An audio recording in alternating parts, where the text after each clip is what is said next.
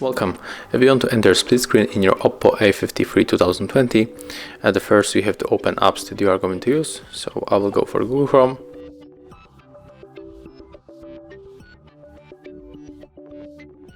Next we have to click on the home icon and then select second application. So I'll open Google Calendar.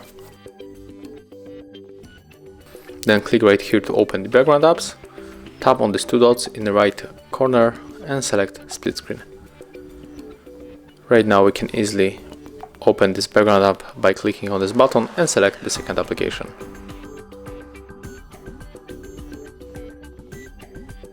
And as you can see right now we can work on the two apps at the same time.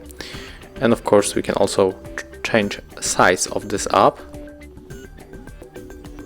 And if you want to close this mode, you have to swipe like that. Thank you guys for watching, leave thumbs ups, comments and subscribe to our channel.